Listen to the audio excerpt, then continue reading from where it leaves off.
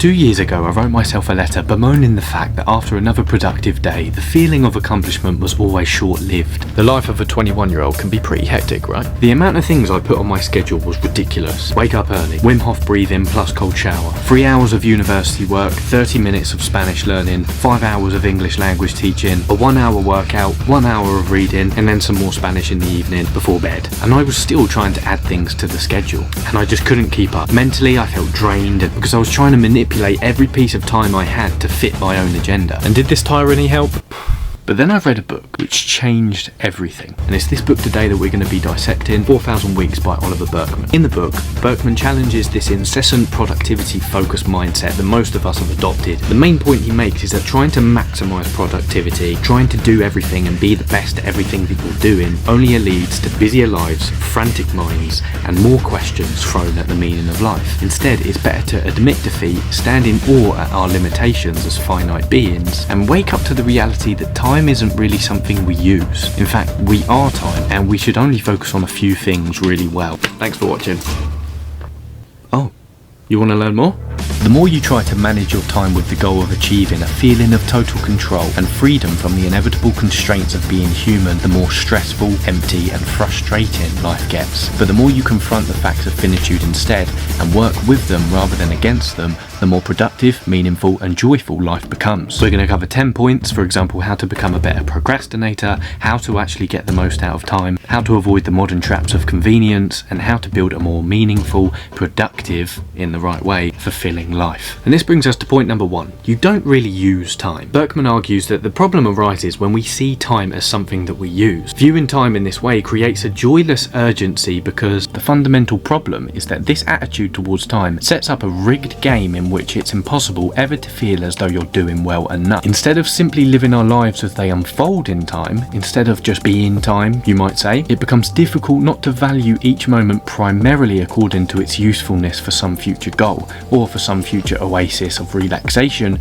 you hope to reach once your tasks are finally out of the way. I love this point because it captures the backwards law of life. The more we try to control time, the less control over time we have, but the more we're willing to accept that we don't have control over time, and in a way admit defeat, the more control over time we have. Do you get it? So when you adopt a limit-embracing attitude, anxiety falls away because you're not trying to fit 20 things into your day at once. In fact, you're aware of the shortness of time in which we live. 4,000 weeks on average, if you live to the age of 80, is the amount of weeks that you'll have within a lifetime. Let's have a little thought experiment here. Let's imagine that FOMO, the fear of missing out, didn't exist and we had an infinite amount of time to explore all of the things that we wanted to do. You could learn a language, you could have a full-time career, family. You might think, brilliant, I can relax because I'll actually have an infinite amount of time to do the things that I want to do. But all of those things will be meaningless. It's the fact that we're constrained through finitude that life has any meaning at all. Once you truly understand that you're guaranteed to miss out on almost every experience the world has to offer,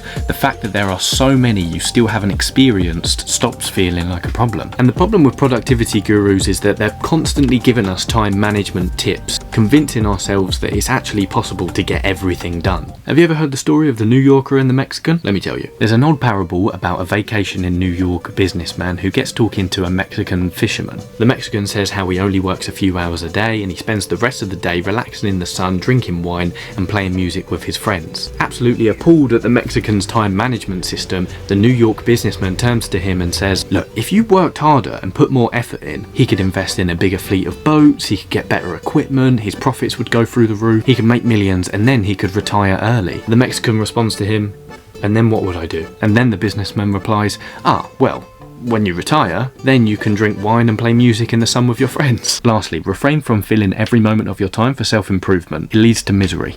Trust me. Number 2, allow things to take the time that they take. So instead of using time, allow time to use you and respect the process of things and the duration of time in which they take. A big book will take as long as it does to read. Let me repeat that. A big book will take as long as it takes to read. So stop rushing through things just to get through to the next thing. And think about the principle, things take a lot longer than you think. even when you take that into account. Because I think that the anxiety around using time comes when we're playing finite games instead of infinite games. You may have heard of this concept before. A finite game is something which expires and has a set of rules. An infinite game is something that you can't complete. So let's say you're playing the finite game of, this month I want to read 10 non-fiction books. After that, you'll probably never want to read a non-fiction book again, and you won't absorb what you've actually read. However, if you're playing the infinite game of being a lifelong student and a lover of wisdom, which is the definition of a philosopher, by the way, then you're going to play over a much longer time frame, and you're actually going to be sustainably productive. Number 3, the efficiency trap. The goalposts move as you get more efficient, and housewives realised this when all of the labour-saving devices came into existence. For example, the dishwasher, the washing machine. No time was saved at all after the invention of these things, because after the invention of these things, society's standards for cleanliness increased. All of a sudden, for a housewife, returning your husband's shirts in a state of absolute spotless cleanliness became the standard. It's the same with us. The more efficient you become, the more time you have to then feel the urge to fill it with things that you need to do. So to think about this, we need to streamline the things that we're focusing on. As Warren Buffett said, think of the top 20 things that you want to achieve, pick the top 5, and let the other 15 fall by the wayside. You have to choose a few things, sacrifice everything else, and deal with the inevitable sense of loss that results. The undodgeable reality of a finite human life is that you're going to have to choose. So in a way, you need to get comfortable with admitting defeat. You want to work a full-time job and have a side hustle as well? Then you'll have to accept the fact that you won't spend as much time with your children. Working 12 hours a day on your passion? Okay, the house might not be as tidy as usual if you're going to focus your brain points in that area. So in a way, you have to rediscover your patience for things. Patience? That's a weird word we don't really hear nowadays. I was watching an Alex Hormozy video the other day, and he helped me realise, in the same way as being courageous is feeling the fear but doing anyway, being patient is feeling the impatience but being patient anyway. Because if you act too hastily, especially when you're playing an infinite game, it's going to create more work in the long run where you'll have to go back and edit things. Number 4, becoming a better procrastinator. Berkman differentiates between a bad procrastinator and a good procrastinator. A bad procrastinator is someone who will avoid doing something because they don't want to accept their limitations of being a finite human being. The good procrastinator, however, is someone who accepts their limit embracing nature and focuses on a few tasks really well. And sometimes we procrastinate because we've got a perfectionistic idea of how something should look in our mind. One thing that really helped me in university when writing essays was write a crappy first draft instead of writing a brilliant first draft. Having the word crappy was actually really useful. So in a way, if you're procrastinating on something because you've got a perfectionistic idea of how it should look in your head, then you can relax, because it definitely won't look as good as your fantasy. So you might as well get started. Number 5, the joy of commitment. When I was 18, I travelled across Europe alone, and I visited about 10 different countries within the space of 1 month. Then, a year after that, I moved to Lisbon for 3 months, and then I moved to Poland for a year and a half. And what I realised through my experience is there's only certain joys you can experience through committing to a place for a longer time. I can tour you around the streets of Krakow, where I lived in Poland for a year and a half, because I know it like the back of my hand. I can tell you the best pubs and restaurants to go to. I can even introduce you to some of my friends. But the 10 different countries I went to in Europe, I can't really give you many recommendations because I don't know them that well. My experience in Poland in particular was deeper and more connected because I was there for a longer period of time after committing to the place. The same can be said for relationships. Commitment liberates, fantasy diminishes and deludes. By not choosing, you bask in the fantasy, but it is a fantasy.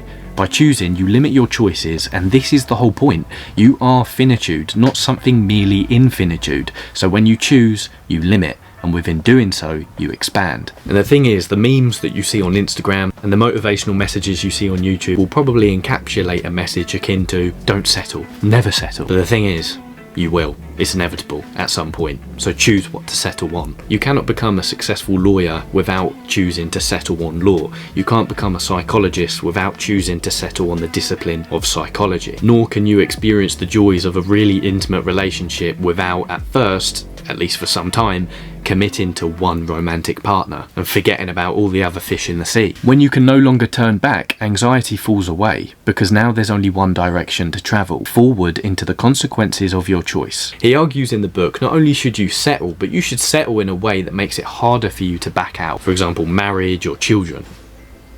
Do not rule over imaginary kingdoms of endless proliferating possibilities. Number 6, you get to have this experience. One incredible thing I learned from this book, which actually changed my life, was the experiment of whenever I'm in a situation that I'm finding annoying and that I want to escape from, asking myself, what would a dead person give to have this experience? Let's say you know someone who tragically died young. Let's say you're in a traffic jam as well, thinking, that person would give anything to come back from the dead to have this experience right now. And at the end of our lives, we will remember what we paid attention to. So if you're paying attention to something that you don't really value, you are literally paying with your life. And when you're frantically running around trying to get 10 billion things done at once, and you're proclaiming that there's not enough time in a day, reframe it to, it's miraculous that I have any time at all. Because maybe it's not that you've been cheated out of an unlimited supply of time. Maybe it's almost incomprehensibly miraculous to have been granted any time at all. And the last exercise from this chapter, recognize that there will be a last time for everything. There will be a last time that you dance with your mum. There will be a last time that you talk to your friend. There will be a last time that you'll have a beautiful interaction with a stranger on the street. So speak to people in a way that if they died tomorrow, you'd be content with the last words that you said to them.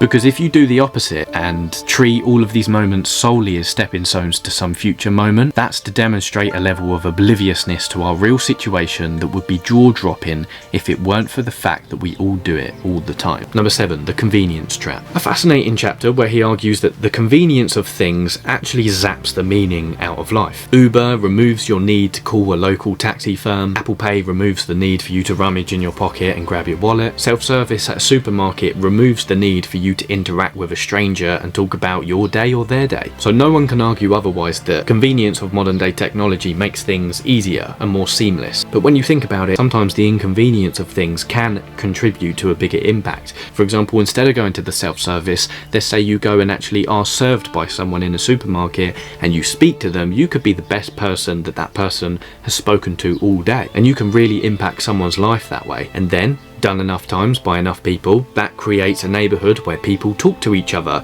and they're not just on technology all of the time. Number 8, beyond control. He speaks about boredom in the book, and I actually really like his take on it. He says that when we experience boredom, we only find it uncomfortable because we are instantly made aware of our finitude and the uncomfortable reality of life, that we will die one day and that we have no control over time. He speaks a bit about why social media blockers don't work, and I also like his take on this as well. Social media blockers, let's say you block Instagram while you're working or you block YouTube throughout the day, they don't work because you haven't addressed the core problem. And during the time in which social media is blocked for you, you'll probably find yourself biting your nails anxiously or taking a nap or cleaning your desk. Instead, you must adopt this finitude embracing mindset and allow yourself to feel bored. And in a way, the less attention you give to avoiding what's happening, the more attention you can give to facing what's happening. Boredom, embracing finitude, these things are only unbearable if you feel like there might be a cure. There's a brilliant story in the book about Krishnamurti, who was a famous author and known for his spiritual writings, where he was given a talk in front of thousands of people. Halfway through the talk, Krishnamurti paused and said, "Do you want to know what my biggest secret is?" And everyone thought, yeah. And everyone leant in, perplexed as to what he would say.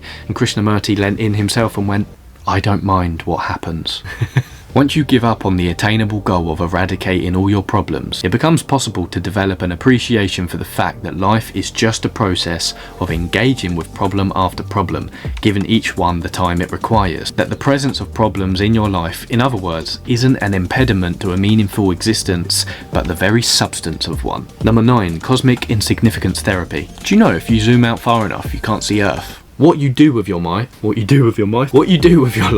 in the grand scheme of things, doesn't matter too much. The universe couldn't give a crap about your to-do lists. Think about that sometimes when you're trying to control time. Last point before we get into the conclusion and some top tips: how to love yourself. The chair and the teacup. Inevitably, with this perpetual cycle that we create of wanting to control time and feeling like we're never doing enough, you're probably going to be quite hard on yourself. Let's learn how to love yourself. You wouldn't hate a chair for not being able to pour hot water in order to make a brilliant pot of tea. And when was the last time you looked up into the sky and thought, you know, that cloud is really not shaped well, it's really annoying? To be honest, if you do that, I don't have any advice for you. But think about these analogies with yourself. Don't criticize and hate yourself for not being able to control time, because it's not one of the powers that you have. Let's conclude the book with 2 quotes. The peace of mind we're striving for here means giving up the hope of ever feeling totally in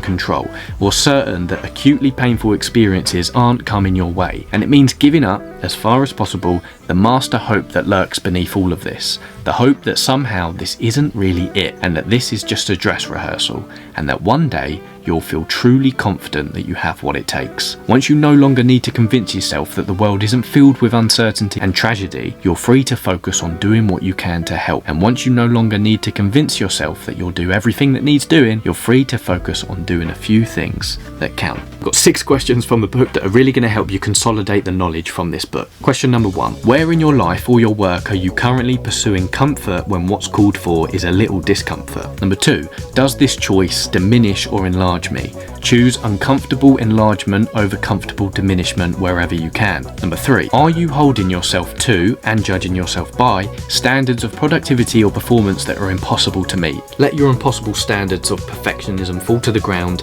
and then sift through the rubble and pick up what is actually worth keeping. Number 4. In what ways have you yet to accept the fact that you are who you are, not the person you think you ought to be? Oh, I just remembered. There's a brilliant quote from Osho where he says, "Tension is who you think you should be, relaxation is who you are." Number 5. In which areas of your life are you still holding back until you feel like you know what you're doing? Look, everyone's winging it. Absolutely everywhere. Politics, in government, in every single industry. I've seen CEOs operate industries literally through winging it every day and just turning up and doing what they think is best. No one really knows what they're doing. Everyone is figuring it out as they go along. So just get started today. Number 6. How would you spend your days differently if you didn't care so much about seeing your actions reach fruition? Top tip number 1. Decide in advance what you're going to fail at, or recognize that you'll do the bare minimum in this thing. Number 2. Focus on what you've already completed, not just on what's left to complete. Celebrate the small wins. Number 3. Find novelty in the mundane. Number 4. Be a researcher in relationships. Understanding that everyone's winging it most of the time, that allows you to be curious as to what will come next. Wonder what might happen next instead of worrying about what might happen next. There's a big difference. 5. This is a brilliant one. Cultivate instantaneous generosity. Whenever you get the urge to do something generous, send a nice text, call someone and tell them what they mean to you, help someone on the street, pick up a piece of litter, do it instantly. Number 6. Practice doing nothing. Treat it as a meditation. Sit there, do nothing, and don't feel guilty for it. Number 7. Have an atelic hobby. Atelic means without meaning, because usually you would use the word telos, which means purpose or logos. So an atelic hobby is something that you're not necessarily trying to get better at, you're just doing it for the enjoyment of the thing. Fishing, kendama, playing cards, a musical instrument. Find one. Thank you for your time. Thank you for your attention. Oh no, I've just exposed my mug. But anyway, hope you enjoyed this, and I'll see you in the next one. Also, rate the setup. I've got this lighting, I've got this lighting, I've got a little lighting going on the book. Mate, you don't need a big fancy production set, you just need a few lamps.